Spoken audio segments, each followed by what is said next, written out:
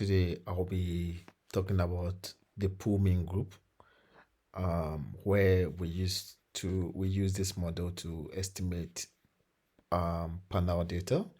So in this analysis, you have to arrange your data in the form of panel so that you'll be able to import it into eViews. As you can see here, I already have data in eViews.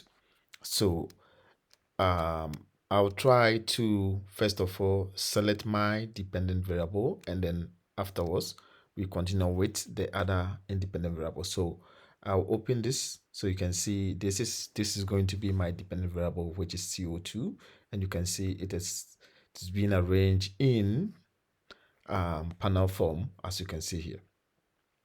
So the duration is from 1997 to 2023, which is 25 years. So what I'm going to do here right now is, now I'll highlight this one, then I'll select the other variables, this one and this as well, and also probably, let's say, I'll add all the variables. So afterwards, I'm going to estimate this in the form of, I'll click on equation. Now here you can see a drop down here. You click on this, you should be able to see the other available panel analysis or panel method in here, estimation approach. So as you can see here, PMG slash autoregressive distributed lag, which is the ARDO. I'll choose that one. Now instead of me leaving this as maximum lag, sometimes if you use these options, the degree of freedom is going to be affected, so you might end up getting error. So here you can try to adjust the dependent variable lag, maximum lag, and also same for the regresses. So in here I'll make this one 1, and then I'll change this one to also to 1. So here, instead of me making it fixed, I will prefer the system to evaluate all the potential model so that it will select the best one. If you select fix here, it means that you want the system to use the one here, but for me I will leave it, and then I'll click on OK. But here you can also you can select the information criterion we want, but I will stick with the Akaki information criterion. So I will leave it the way it is, then I'll click on OK. So when I click on OK, I'll give it some time to run the model. As you can see here, it's trying to evaluate the models which will be the perfect one. So I'll wait for some time for it to get done. Now, as you can see here, the model has been estimated. So if you can see here, you can see that I have my independent variables here, and then as you can see here, it's indicating that this is the dependent variable, which is CO2, and then the method is ARDO. So it's giving you here, if you can see here, the lags here, the dependent variable will have 1 lag, the other variables, some of them will have 1, and then the other one has 0, and then the rest has 1 1 1 1. So if you see here, the one which has 0 here will not appear in the short run. The one which has 0, as from here, if you can see here, the one which has 0 here will not appear in the short run, but in the long run it will appear. So when you check from the variables that we have here, there will be one missing here, which in the short run it will not be captured, but it doesn't affect the validity of the model. It's just evaluating the best model out of over thousands of models being evaluated. So that is how the pool mean works. Also, after that, you'll be able to do your diagnostic test. From here, you can do your bound test, and then you can also here you can do your other test here. You can try to check the skilled coefficients. You can do that. You can also do the normality test. So also here, the next step here is that you can also try to do the bound test, where usually people use it in estimating ARDF for time series. So you can also try to click on bound test, and if you click on bound test, as you can see here, I'll have this one as well.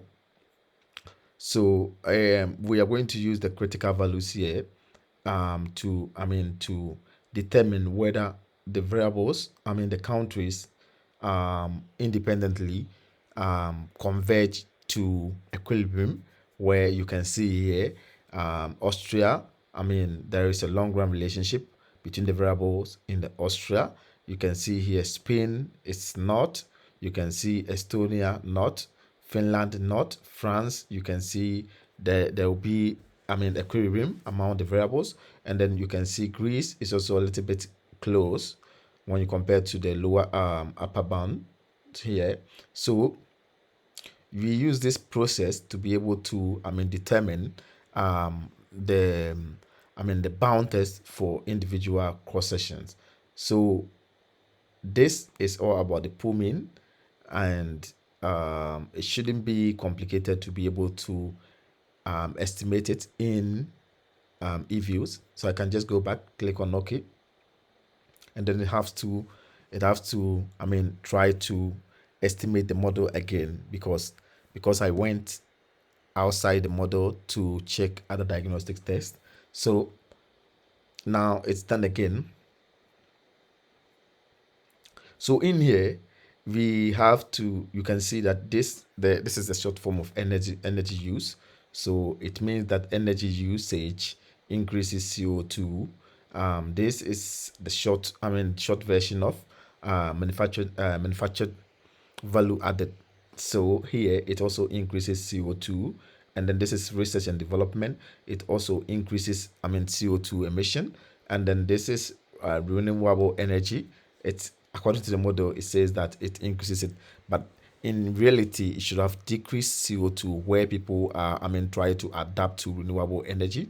And in here, this is an interaction. So the interaction between renewable energy and then manufacturing value added. So it means that when these variables, are being interacted, it's part of this, renewable energy offset some of the negative, positive effects from manufactured or industrialization. So the coefficient here, when it's negative, it means that it is reducing it. When it is positive, it means that it is increasing it.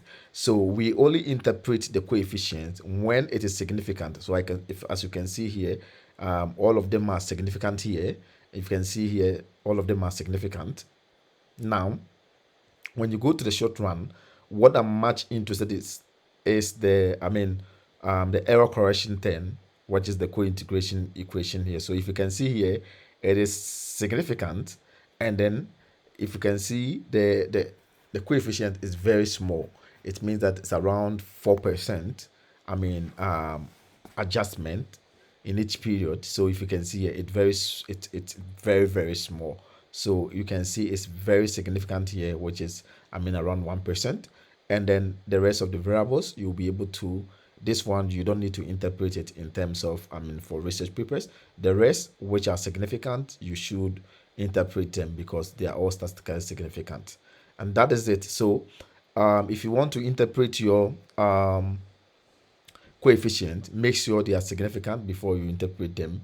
It has to be significant. You cannot interpret a coefficient which is not statistically significant. So as I mentioned here, when the test statistics here, let me just go up. The t statistics here, as the sign, the coefficient of the test statistics determines the the sign, sorry, the sign of the t statistics determine the sign of the coefficient. So let's say here you have this one, you have positive t statistics, you expect the coefficient here to be positive. If you have a minus or a negative t statistics, you expect the coefficient here to be minus. There shouldn't be a situation where you will have a t statistics here to be minus, and then the coefficients will be positive, which will raise a serious concern about the model you've estimated. Thank you very much, and then don't forget to subscribe to my channel.